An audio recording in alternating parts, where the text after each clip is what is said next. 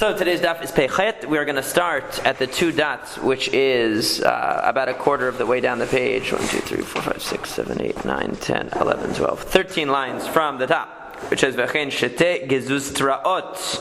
So, 88. So it's speaking about, again, we have seen this case before. This is where you have two windows that they have a kind of a platform coming out of them, and the platform is over water. Now they're not exactly even with one another, but so one of them is higher than the other, and the higher one is actually the one that has the water hole in it. So they have this special shaft built, and this shaft is what enables them to draw water from the water below, because the shaft creates a reshut yachid, it creates a private domain. Now the people in the lower one will go up to the higher one in order to draw water from there, and therefore they require an eruv between the two of them, because they are actually two different persons, or two different individuals or families or communities owning and using this upper platform, because the upper platform is where they draw water for everybody. So what happens is, so the question is, under what circumstances does the lower platform interfere with the upper platform, so to speak? So it says, Amar Rav Huna, Amar Rav, lo shanu ela b'smucha. What this means is, let's say you had these two platforms, and the upper one is the one from which water is drawn, right? So normally the people on the lower platform would have to go to the upper platform in order to draw the water, and we would say that they share use of the upper platform. They both draw water from the upper platform. However, if they're far apart from one another, then what we say is that when you have, if they failed to make an eruv, then the people in the upper window can still use the upper platform. In other words, the people on the lower platform only interfere with the status of the upper platform if they're close together. If they're far apart, then the people on the upper platform are looked at as independent. And they're close together, meaning that they can have access to one another, that one can actually jump from one to the other.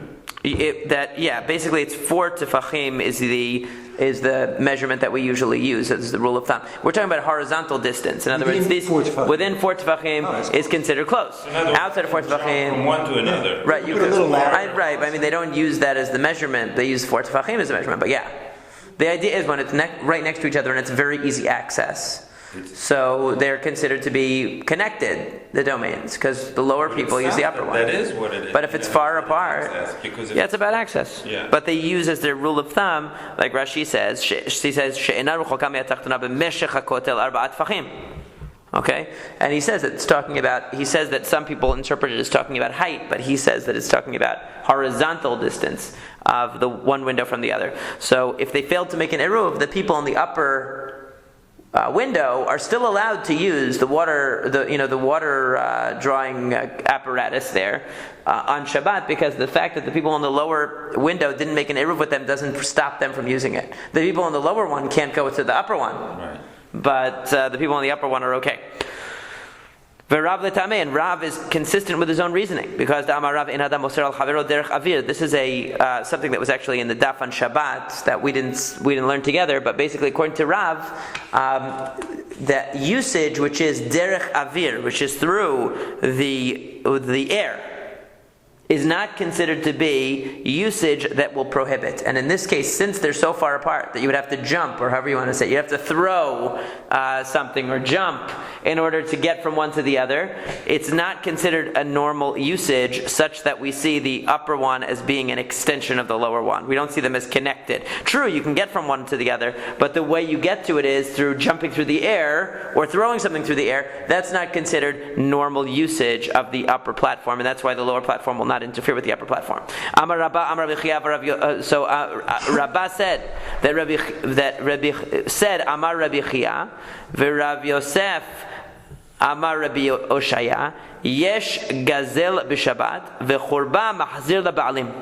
So what they said was, Gazel or Gezel? It's really the proper word when it's not samuch to something else is gazel. If you look in Gezela, yeah. Okay, gezel, yeah. We would call it gezel. So really, technically, in biblical Hebrew, gazel is correct. But yes. So the idea is that Rabbah says that Rabbi Chia says, and Rabbi Yosef says that Rabbi Oshaya says that there is stealing on Shabbat, the churba mahzir leba'alim, and a ruin returns to its owners. What does this mean? It means, actually what the Gemara is going to point out right away is that it's actually contradictory, but that's okay. We'll see that in a second. That what yesh gazel or yesh gezel b'Shabbat means is that when a person misappropriates some property during the week. Mm-hmm. In other words, let's say a person, you have two houses, or two chatzerot, or two houses. And the person in house A always goes into house B and uses his yard, even though he's really not supposed to. So even though he's really not supposed to, lema'aseh, practically speaking, he's using the yard. So it's a shared space.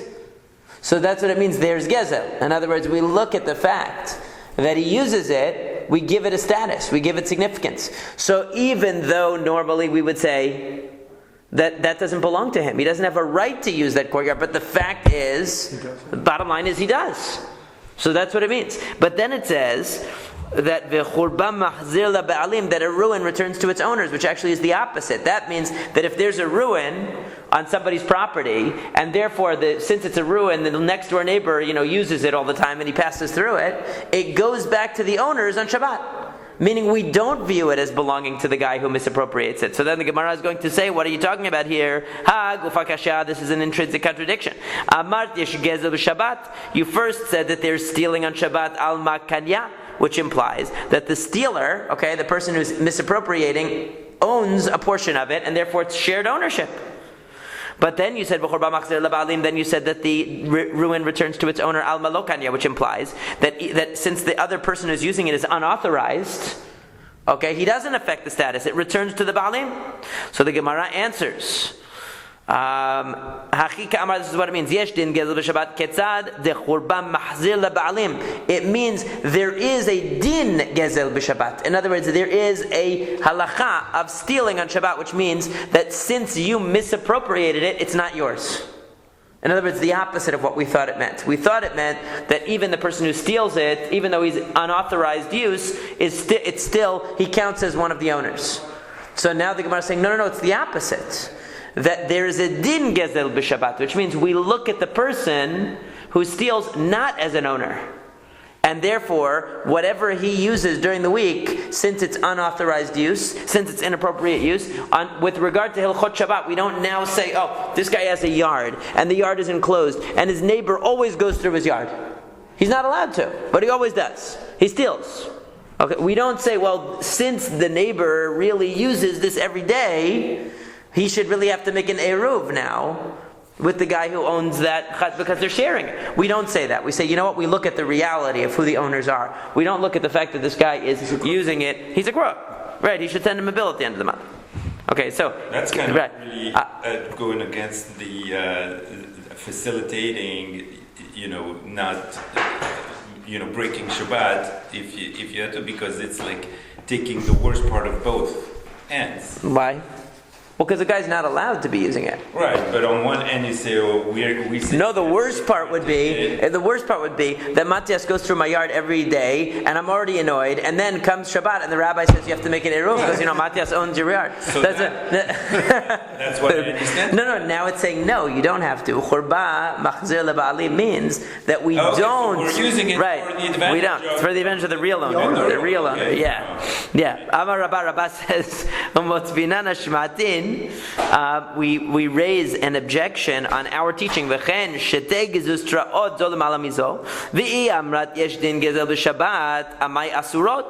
wait a second. If you're telling me that we look at the real owners when it comes to Shabbat, then why are the people in the lower platform prohibiting the people on the upper platform? Remember, we have these two platforms. The upper platform is the one that has the shaft where they draw water. The lower platform, people come and use it, but really it's not theirs. So why should it be that if they don't make an eruv between the two of them, now the people on the upper platform can't use the water equipment either? Why? The people on the lower platform shouldn't. No, we're talking when they're close together. Yeah. So why should the people on the lower platform interfere if it's not theirs anyway? So the answer is Amar Rav Sheshet we actually learned this before. Rashi brought this earlier. So that it's talking about where the lower platform people actually own the upper platform's water equipment. In other words, that shaft they built together. They built those walls together, the mechitzot. They combined together. They collaborated. So even though they're located on the upper platform, but they both own it. That's why we view their usage of it as a valid usage. We're not saying that the people on the lower platform are unauthorized in their use of the upper platform. They're authorized. They helped build it. So if that's the case, but then why is it that if they made, in other words, if the people on the lower platform go ahead now and make their own shaft to draw water, now all of a sudden, whatever influence they had over the upper shaft is taken away. So let's say, for example, normally the people on the lower, that have the lower platform, were going to the upper platform to draw water. But then one day the guys on the lower platform said, you know what, why do we keep going up to the upper platform? Let's just make our own shaft and our own platform and draw our own water. So they do that. So now, even though they paid in part for the platform and the upper thing, they don't have to make an eruv with the people on the upper platform anymore, because they're not going to be using that upper platform. And the fact that they don't make an eruv doesn't interfere with the people on the upper platform. The upper platform is now totally independent. Why is that? If they own part of it, why don't they still have a shared stake in the upper platform? The answer is, Kevan da'asu letachtona galei da'ata de'ana bahadach lo nichali. Because when you make your own platform, when you make your own shaft, what are you saying? I don't want the upper shaft anymore. I might have paid for it, but I don't want it anymore. So I made my own. So once they make their own, they're withdrawing whatever rights they had to that upper platform. Now the upper platform is free to use their water drawing stuff, and we're free to use our water drawing shaft, and we don't impose on them. They don't have to make an eruv with us to allow them to use theirs. Because even though we do share an ownership of it, we're not going to share a use of it anymore, and we've demonstrated that we're not going to share a use of it anymore by making our own. And they permanently renounce their rights. Right, they basically renounce it. So they're establishing that when there is the shared ownership is annulled when you have an action that demonstrates that you no longer want to use it, even though monetarily you might have invested in it. Right. So they can't come back a month or 6 months later and say, "Oh, you know, we." I guess if they agree, they could, but if they agree to let them use it. But in other words, it's considered legally. They've renounced they've withdrawn from it. Yeah. No, they could go back and say, you know what, we changed our minds. We want to use it again. And they might have legal recourse there because it does belong to them. It's just that for right now, we could see from their actions in terms of use that they're finding it inconvenient. They want to use their own. The Mishnah says, "Chatzer she pechuta me'arba amot." If you have a chatzer, you have a backyard that's smaller than 4 amot. En shofchin b'tocha mayim b'Shabbat. You can't pour out your water. This is talking about dirty water. Let's say water that you washed your hands, you washed your face in the morning. You want to spill it out into the backyard. So if the chatzer is smaller than 4 amot, you can't pour out the water. El imken asula uka mahzeket satayim min hanekev ulmata ben mibachutz ben mibifnim. So he says that unless you have some kind of a sort of cistern or cesspool, basically, in the backyard that's going to receive the water, and this cesspool has to hold 2 sa'ah. Satayim is a measurement, okay? A mikveh has to be 40 sa'ah. So this only has to be 2 sa'ah. It's much smaller, but it has to hold 2 sa'ah below the hole, below the opening. Okay?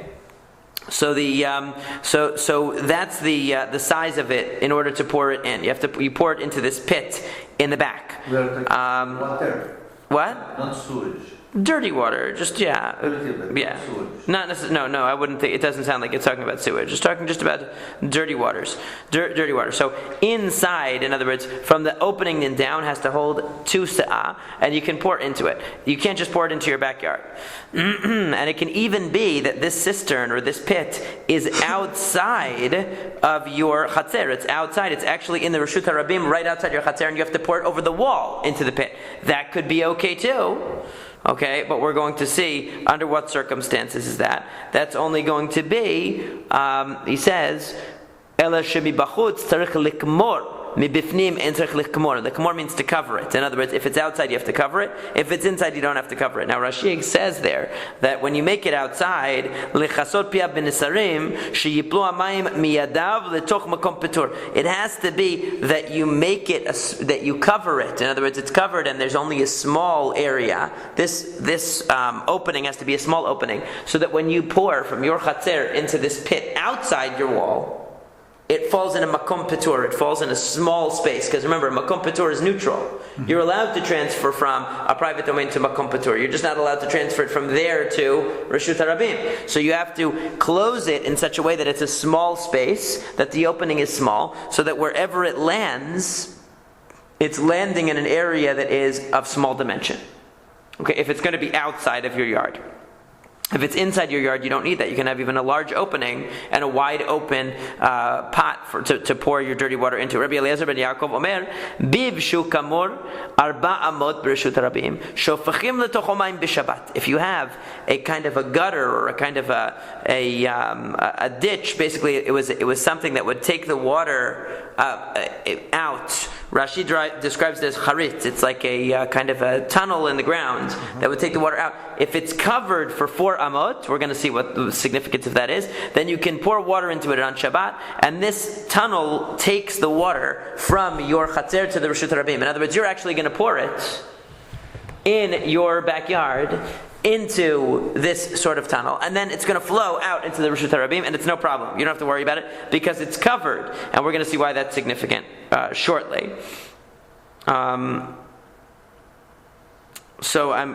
Actually, Rashi explains it here, but it's good. It comes back in the Gemara, but basically he says the reason is because that if these first 4 amot are within your chatzer, we assume that there's enough space within your chatzer that's sealed, that is that the water could absorb into the ground. So since by pouring it into this tunnel, there's a chance for the water to absorb into the ground. It won't go through to the outside. Even if it does go through to the outside, we don't have to worry, because there's enough here and the fact that you're covering it is you're showing that it's separate in some way from the outside. If you're just pouring it into a tube that goes right to the outside, so then it's obvious you're just pouring it right to the outside. But since there's a part of it that's covered, and you're saying, okay, this part is large enough, this part that's covered, this 4 amot is large enough that the water could actually absorb, 2 sa'ah of water could absorb into the ground right here, then even if it flows out into the Reshut HaRabim, it's not your problem anymore, because you gave it the opportunity, so to speak, to absorb inside the courtyard and not to go out. He says he says that even if the Chachamim say, even if you have a roof or a chatzer which is 100 amot long, you can't pour it directly into the gutter or directly into this kind of a tunnel, because it's going right out. Rather, what you can do is you pour it onto the gag. You pour it onto the, or you could pour it onto the roof, or you could pour it onto the surface of the chatzer, and it will drip into the tunnel and go out. But you can't directly put it into this little tunnel, which is going to take the water out. So the machloket here is, according to Rabbi Eliezer ben Yaakov, he's saying that you can adjust the tunnel in such a way, or this whatever you want to call it, this gutter, this drainage ditch. Yeah, I guess that's the word for it. This drainage ditch, you can adjust it in such a way that there's part of it that's clearly 4 amot that's covered, that you could see that this is where I really intend the water to stay. It could absorb in here. There's enough space for it to absorb in here. If it flows out into the Reshut HaRabim, no problem. The Chachamim say no. The fact that you're directly pouring it into a drainage ditch that leads right into the Reshut HaRabim, it's like pouring it into the Reshut HaRabim. But what you could do is pour it next to that, and it'll drip in, and then it goes out. So that's indirect. You could pour it on the roof, and then the water will slide onto the gutter and go out. That's okay. But you can't pour it right into the gutter, and then it flows right into the Reshut HaRabim. That's too direct, according to the Chachamim. If we're trying to figure out, is this chatzer, now remember, if it's less than 4 amot, the chatzer is less than 4 amot, that's when you need some kind of a cesspool or something that is going to contain the water. You can't just pour it into the chatzer, because it's too small and it's going to flow right into the Reshut HaRabim. That's why you need to have this sort of a pit in your backyard absorbing the water. Now, how do we tell if it's 4 amot? You can include not only the chatzer itself, but the achsadra. The achsadra was a sort of it had a top and it had poles, but it didn't have walls. So it was kind of like a, what do you call it, a portico or something? Yeah. It's not like a shack, because it's like it has like poles, parking pillars, portico. and then it has it's like a portico. Yeah. It has pillars, and then it has a top, but it doesn't have walls. Like So a it's like you would driveway. sit there for shade, maybe, or something like that. Yeah. So that counts towards the chatzer. V'chein shetei diuta. Yes, we have to assume that none of that water is going through dirt because that would be prohibition in and of itself. It would have to be like concrete. or Why would it be a something. problem? Because you can pour water on Shabbat. You can pour water on. Hard dirt. I mean, hard dirt you could. Right, so it would have to be Hard like dirt. Yeah, it can't. what do you Clayish, call it? clay dirt. Like- not dust maybe, but. Clay dirt you can really. Yeah, you can pour it on. You're allowed to spritz water on the floor. It's going to talk about it onto the dirt floor to put the dust down. Ah, okay. Yeah, you're just not allowed to knead. So like if you kneaded it, if you made it but into like a I'm mud, talking about those like if you have water on the ground, a little bit of water you could. It depends. There's nothing wrong. If there's nothing growing there, you're not doing anything wrong. The problem is when there's grass. In other words, the problem is like let's say on Sukkot they to wash your hands. spitting on. But it's because of the grass. It's because of the grass. The issue is that you're growing something, but just putting a little water on the ground is not an issue. Digging in the ground is an issue, and putting water could be an issue when there's grass. So, for example, on Sukkot, you can't wash your hands outside on the lawn because if it's holiday. I'm not talking about Chol Hamoed, because that will cause the grass to grow. You're watering grass. But if it's not grass that grows, there's going to be weeds or some. But it's going to grow something. Something. No, but we're just talking about plain dirt. It's just dirt. So it's Just plain dirt. If there's no weeds. Yeah, these people are not Better Homes and Gardens people. They're just, they just have dirt backyard. Yeah. Okay, so now the Gemara says, the Mishnah says, "V'chein shetei diutaot o keneged zo miktzatan asu uka." Here is a case where you have two apartments, basically, okay, that you have a less than 4 amah chatzer, and there's a window or a balcony from two different apartments. One apartment that opens, they made an uka, they made this kind of pit for themselves. The other one did not. But the thing is, they share this chatzer. Right? The two families share the chatzer, but they don't share the pit. So the Mishnah is saying the people who made that pit, they can pour into it on Shabbat. The people who didn't make the pit cannot. And so Rashi says there, aliyot. Diyutaot here means aliyot, it means upper apartments. And he says, so the chidush is obviously that you might think that since they share the chatzer, and they didn't make an eruv between them, let's assume. Well, we'll see. The Gemara is going to deal with whether they did or not. Okay? That you might think that the people who made this pit shouldn't be able to use it because they share the chatzer with the other people. Shouldn't or should? Should not, because they didn't make an eruv. And it's in the shared space. They share one backyard, but only one family made the pit to pour the water into. But if the Eruv was for the whole Chatzir, Well, that's what the Gemara is going to talk about. Let's leave it open for now. So now the Gemara says, "My Tama, what's the reason behind the?" Now we go back to the original halacha. What's the reason why, if you have a very small backyard, you have to have a cesspool or something to pour the water into that can absorb or that can hold at least 2 sa'ah of water? What's the reason? So Rabbah says, "Amar Rabbah mnei shadam asui listapek satayim mayim b'chol yom." Be'arba amot adam rotze lezalfan pachot me'arba shofechan. So what he says is that that a person is accustomed to using approximately 2 sa'ah of water per day. That's a typical amount to use. Now he says up to 4 amot. In other words, if a person has a 4 amah size yard, then he might spritz the water onto the yard to settle the dust. But if he has less than a 4 amah yard, he's not going to spritz water to settle the dust. It's clear that he's just pouring it out and he wants it to exit his yard. Okay, because the whole question is, when he's pouring this water out into his yard, is he obviously trying to transport the water from his enclosed area to the outside? Or maybe no, he just wants the water to settle right here. So if it's a very small yard, Rabbah is saying, it's obvious that you're pouring it hoping that it's going to go into the Reshut HaRabim. That's what you're doing. You're pouring into the Reshut HaRabim. You don't want it to stay here. That's why you need to put a cesspool there that will hold the water. But if you have a larger yard, you might be pouring the water in your yard because you actually want the dust to settle in your yard, because it's a large enough yard that you actually use it, and you don't want that dirt to be creating dust on Shabbat that you're not going to be able to hang out in your backyard and sit around, which you wouldn't do if it was such a small space. Okay, so that's the way that Rabbah understands it. Right. So now, however, id avid uka, if you make a cesspool in the backyard, sharei ilu asur. So if you made a cesspool, it's good. If not, it's no good because it's obvious that you are pouring it to get the water out to the Rishut HaRabim. Okay? Rabbi Zera amar dalid amot taimeh, pachot midalid amot lo taimeh. That 4 amot can swallow up the water that you're pouring in. Less than 4 amot cannot absorb the water that you're pouring in. That's what Rashi says. Taimeh means maya, swallowing it up. Bedalid amot ro'yin livala satayim. There, it can swallow up 2 sa'ah of water. You mean the earth? In other words, the earth will be able to absorb it. So the issue here, there's nothing wrong with the ground absorbing water if there's nothing wrong.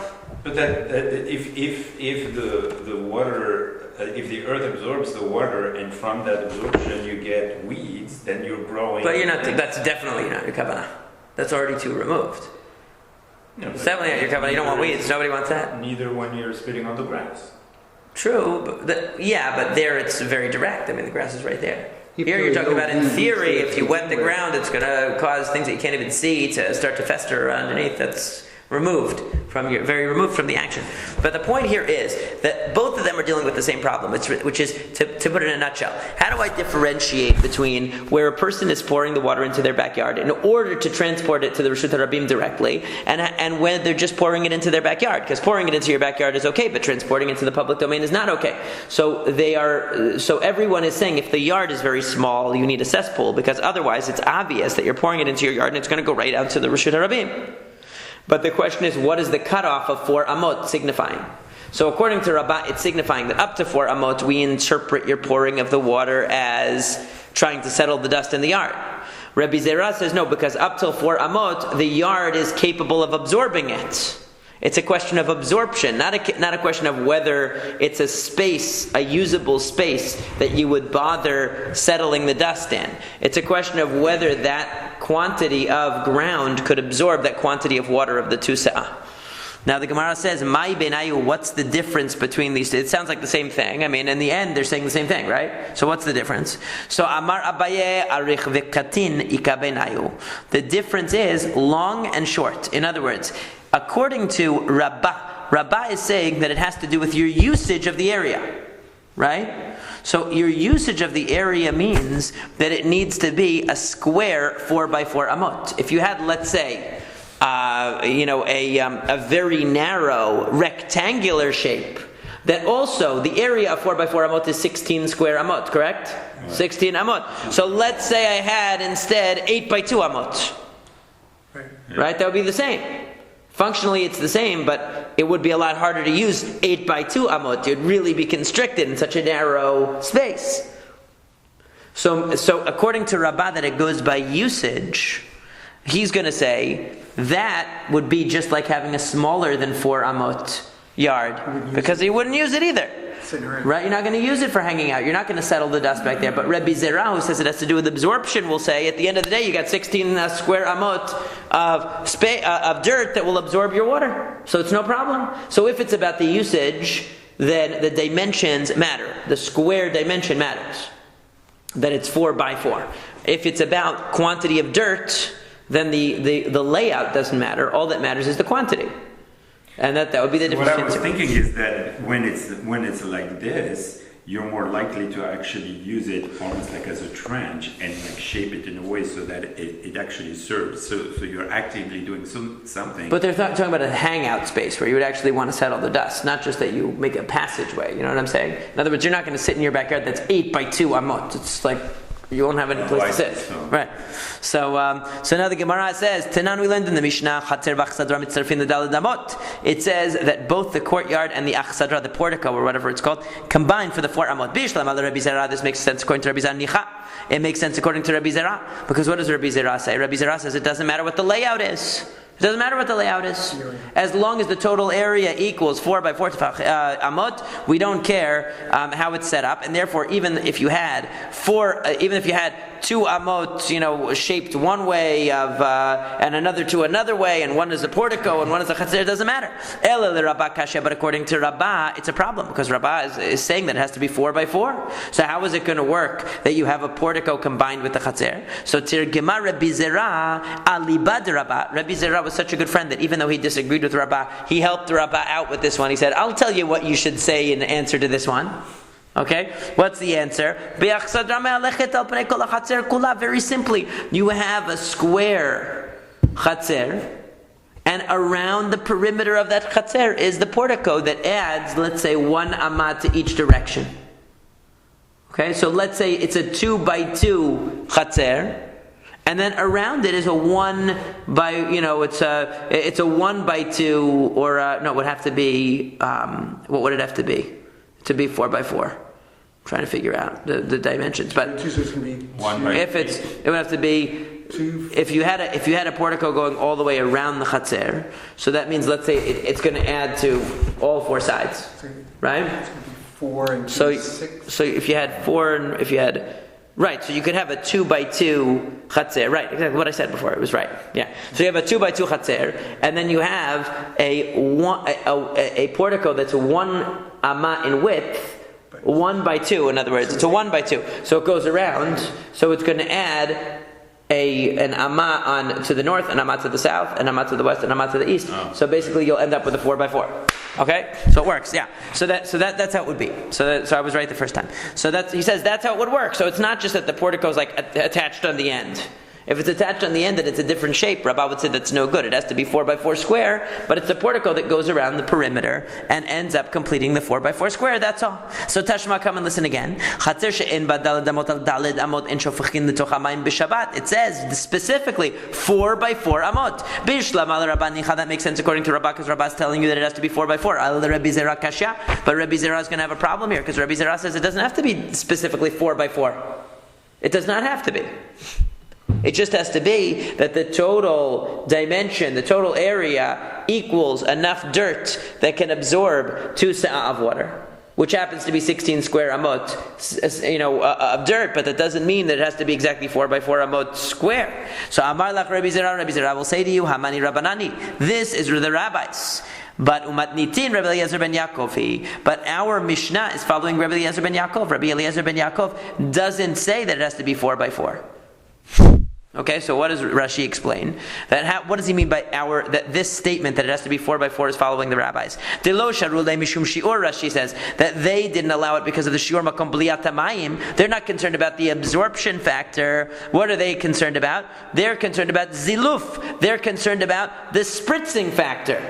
Okay, because what did the rabbis say? The rabbis said that on the roof you can't, even if you have a trench that is, very long. You have a backyard that's very long and a trench that's very long. You can never pour directly into the trench. Why not? Because when you pour into the trench, it is obvious that the water is going out into the Reshut HaRabim. Whereas, why? Because they would say the only time you can get away with it is if you're spritzing the water around, in a place where it's normal to spritz the water around.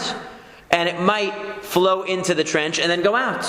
Whereas Rabbi Eliezer ben Yaakov said that if you have this drainage trench in your backyard, and you cover the first 4 amot of it, in other words, that space that could absorb the water theoretically is distinguished, is demarcated from the rest, then it's okay. So you see that Rabbi Eliezer ben Yaakov looks at the absorption factor. The Chachamim look at the usage factor. They say, is this really the usage of water? Does it look legitimate, this pouring? If you're pouring directly into a trench that goes out, it's clearly not. And so that shows you what they're examining. They're examining the usage factor. They're not examining the absorption factor. Because they're saying that you couldn't pour it directly into the trench even if there was enough space to absorb all the water before leaving the chatzir. So that's the machloka between Rabbi Eliezer ben Yaakov and the Chachamim. Rabbi Eliezer ben Yaakov says that as long as there's enough space for the dirt to absorb the water before it exits, it's fine. And according to the Chachamim, we don't care about absorption, we care about usage. So if you're pouring it directly into the trench, it's no good. So therefore, we will say that Rabbi Zera is saying, our Mishnah is following Rabbi Eliezer ben Yaakov, that it goes by absorption. And that's what I'm saying. Not like Rabbah. Rabbah is saying it goes by use. So the Gemara asks. But then it's not your intention. Wait, right, but that's true in most of these cases. What is pushing Rabbi Zera to say that our Mishnah follows Rabbi Eliezer ben Yaakov? Where is he getting that from? Amar Rava says matnitin kashite, because our Mishnah was difficult for him.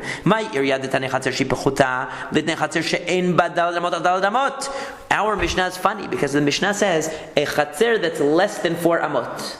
It doesn't say a chatzer that's less than 4 by 4 amot. It doesn't say that. So 4 amot what? Width? Right, it doesn't say what the other dimension is. So you see? It could be width, it could be length, it could be width. Could be... Right, it doesn't say whether it only gives you one dimension. Could be 4 amot square. If it said, it could be, but since, right, no, apparently not. But if it said 4 by 4 amot, then it would be clear that it's describing a square, but it doesn't. It just says 4 amot, leaving one of the dimensions open. Could be 4 amot by 100. It doesn't say. So that's why rather, by mentioning only one of the dimensions, the implication is that it doesn't have to be to the specification of 4 by 4 amot. It doesn't have to be a usable space of a certain kind. It just has to be a space that could absorb a certain amount of water. But what about the fact that at the very end of the Mishnah, Rabbi Eliezer ben Yaakov chimes in and says that if you pour it into a drainage trench in your backyard and the beginning of it is covered, that it's okay? Why doesn't that show you definitively that the beginning of the Mishnah is not Rabbi Eliezer ben Yaakov? You're saying that the whole thing is really Rabbi Eliezer ben Yaakov, and that's why it's following the absorption principle. That if you pour it into something, it could theoretically absorb it. That's showing that you are not interested in it traveling out of your domain on Shabbat. But we see that Rabbi Eliezer ben Yaakov's name is mentioned later in the Mishnah, which implies that the beginning of the Mishnah is not him. So the answer is that really, Kula Rabbi Eliezer ben Yaakov hi b'chasoim mechasra. This is a famous Gemara move. We're going to assume that really the entire Mishnah represents the view of Rabbi Eliezer ben Yaakov, but it's missing something. Vachi katane, this is what it really means.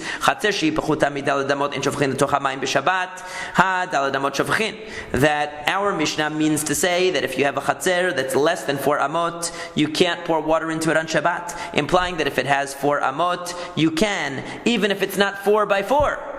Rabbi Eliezer ben Yaakov Omer, Biva Kamor Dalad Amot B'Shut Rabbeim Shavchin L'Tocho Mayim B'Shabbat. Because Rabbi Eliezer ben Yaakov said, in other words, it should say, because Rabbi Eliezer ben Yaakov said that a trench that the first 4 amot of it is covered is good, you can pour into it on Shabbat. So that's the 4 amot. That's, in other words, they're connected to each other. Rabbi Eliezer ben Yaakov is saying 2 opinions here. He's saying that if your yard has the 4 amot, he doesn't specify the other dimension. As long as it has enough space in total that it could absorb the water, you're good. And where do we get the idea that Rabbi Eliezer ben Yaakov says that? Because he says it about a trench. So he says it also about a yard. The whole Mishnah is following Rabbi Eliezer ben Yaakov. So in other words, the missing part is not a complete guess on the part of... It's not a complete guess. It's implied. It's implied by... You're saying it's implied by the language in the beginning of the Mishnah, plus that Rabbi Eliezer ben Yaakov is mentioned. Precedent, Right. Okay. So we know that he really holds that. So it's not made in a square form, necessarily, is the implication of the beginning of the Mishnah. Then we see that Rabbi Eliezer ben Yaakov is saying that a trench, which is long and is only 4 amot, also is good. Only 4 amot in length is covered, that's good enough. So what do you see? You see that Rabbi Eliezer ben Yaakov is the one who says it goes by the absorption factor. Right? So and that's what Rabbi Zera is interpreting our Mishnah as in totality following that view. Now the Gemara says, Rabbi Eliezer ben Yaakov Omer Biva Kamor. So we go back to the Mishnah, which said that a covered trench, that it's covered the first 4 amot, you can pour into it on Shabbat. Matnitin delaka Hananya. Our Mishnah does not follow Hananya, the Tanya, because it says in the Braita, Hananya Omer, Hananya says, Afilu gag me'ama, lo yishpok v'she'ena gag asui livlo'ah, ela lekaleach. Hananya actually went even further than the rabbis. The rabbis said you can pour onto the roof, and then the roof will drain into the gutter, and the gutter will take the water out. Hananya goes even further than that. He says, you know what? You can't even pour onto the roof at all. You know why? Because the roof is not made to absorb anything. The roofs were smooth. You know that by pouring it on the roof, you are really just pouring it into the gutter to go out. So he's even more strict than the Chachamim. It's like putting a hose, or like putting it into a hose that goes into... So the Chachamim are saying you could do it indirectly. You can pour on the roof. The roof will drain into the gutter. But Hananiah is being even stricter. He's saying, you know what? No, you can't even pour it onto the roof, because the roof automatically is going to feed into the gutter. The roof doesn't absorb water. If it did, your roof will leak. Sure. It's made not to do that. This whole halacha that we learned about is only talking about in the summertime.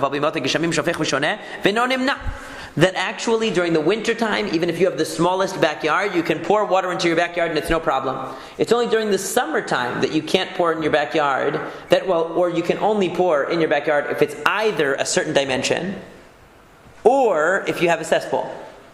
But during the winter time, there's no requirements. You can pour it into your backyard. Why? Rava says,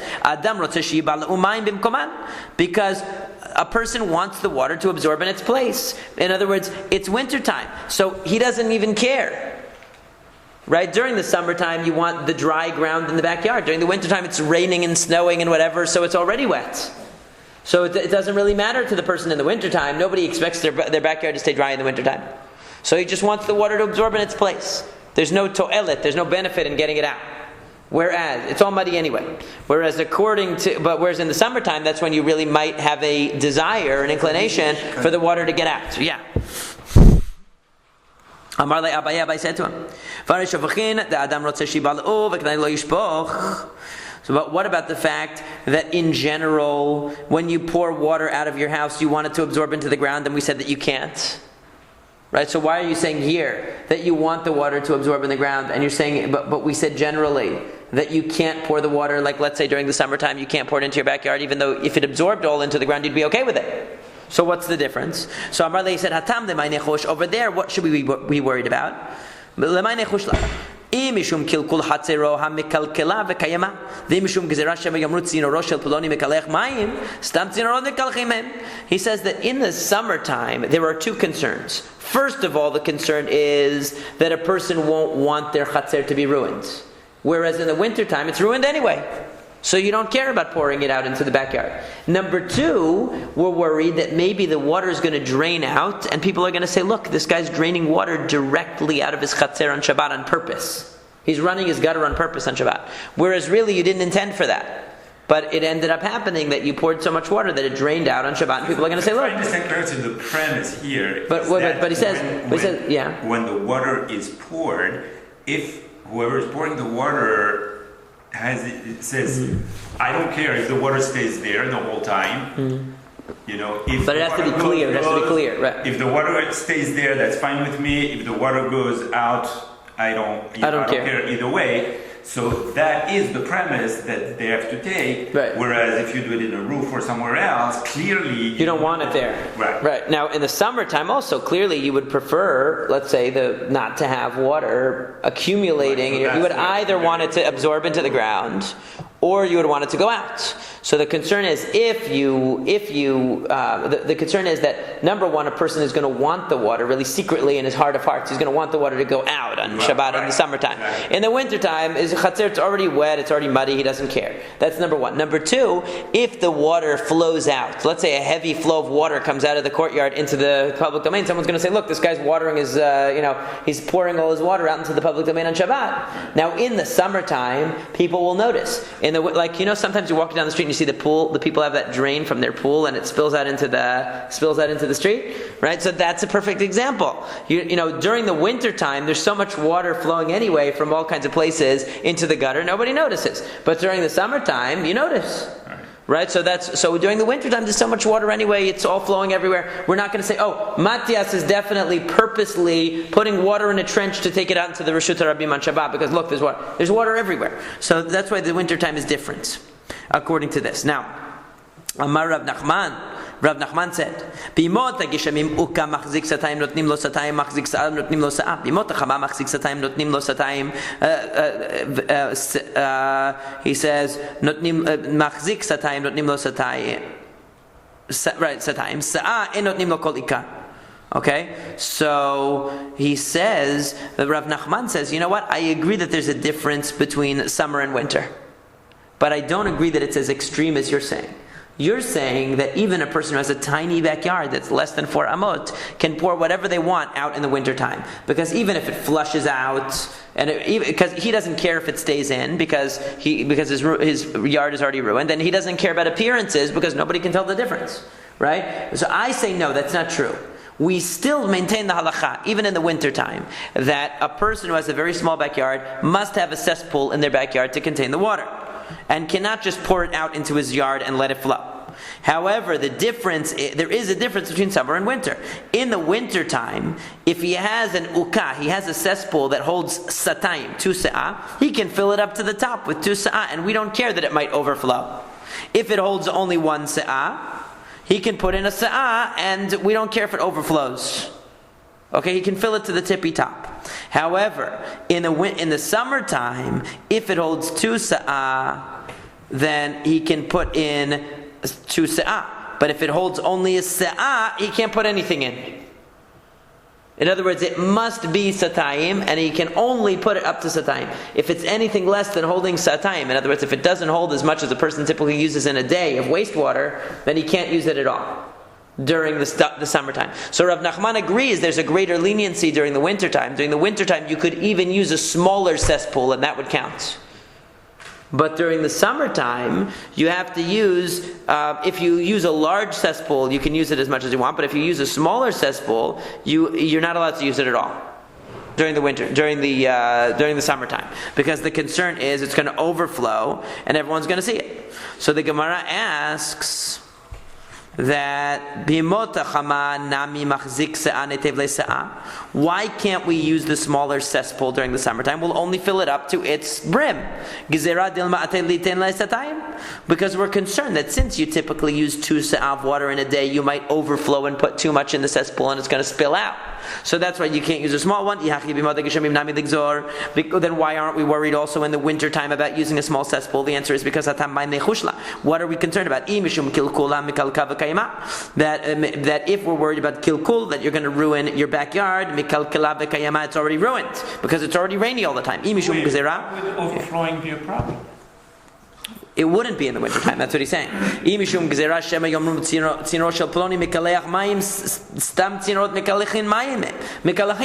other words, according to Rav Nachman is saying, listen, I'm not going to go so far as to say in the wintertime you can just pour the water out into your yard because you're not going to care about it. I'm going to say that there's still some limit. The only thing is, my limit is going to be that you can, or my leniency in the winter is going to be that you can use a small cesspool. And if it overflows, it overflows.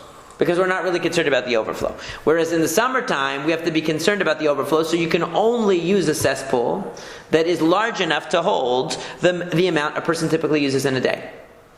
Because anything less than that, we're concerned that you're going to overflow it, and then it's going to flow out. And it's either going to you're going to want the overflow to go out into the outside because you're not going to want it to ruin your yard, and or we're concerned that the water will flow out into the outside, and people are going to say, "Look, this guy is spilling out his water on purpose through the gutter out into the Rishut Rabim on Shabbat." Yeah, but see, the thing is that the overflow, if it overflows, it's not going to affect more or less whether his yard is going to be affected or not. The overflow is indirect anyway. True. So if it overflows, you're still going to have water and his yard is still going to be But the point is affected. that the person might say, oh look, I'm putting it into this cesspool, no problem. Really, he's hoping that it overflows right out of the yard because he doesn't want it to stay in the yard. And he knows that the cesspool's not going to hold it. To do that is useless because it doesn't matter whether it overflows or not.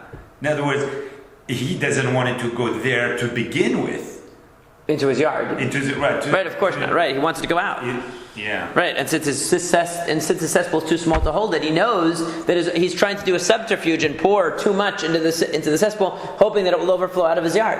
And if it does overflow, whatever his intention, there's still going to be the business. And even if he doesn't intend for it, right? People outside will say, "Look, this guy's doing it." Right? That's the other thing that only applies during the summertime. Amar Abai says, "Hilkach afilu kurva afilu kuraim." So Abai says, according to your logic, forget it. I'm going to say that a person can pour as much as they want because this whole thing, since there's really no legitimate concern during the winter time, I'm not going to accept Rav Nachman's qualification. I'm going to say a person can just pour out whatever they want in the winter time because none of the concerns really apply. There's no reason to maintain the halacha requiring even a cesspool during the winter because none of the reasons for it are going to be applicable, and that's actually the halacha that's codified. During the wintertime, a person can pour the water into their backyard, no problem. And we're not talking about where you have grass. Grass is a different story. Grass, you're watering the lawn. There's no way you could do that.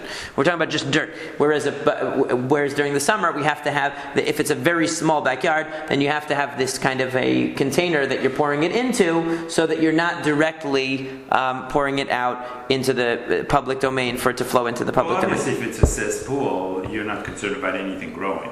Right, no, right.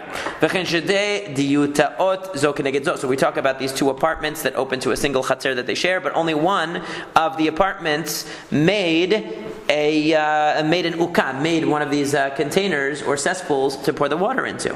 So the Gemara says, Amar Rava says, Afilu eruvu, even if these two apartments made an eruve chatzerot, so they actually share the chatzer, they can actually both use the chatzer, but only the people who made that cesspool can use that one. Now, you could see where Rava's coming from, because Rava will say the measurement of the cesspool is based on what one household is going to use in a day, 2 satayim, right, 2 sa'ah of water. How can the people in the next door, if they also use it, that's 4 sa'ah. It doesn't make sense anymore. Okay, so now Amar le Abaye said to him, "My tama, what's the reason behind your logic here? If you're concerned about the amount of water that's going to be involved here, because you have 4 sa'ah instead of 2. But we learned that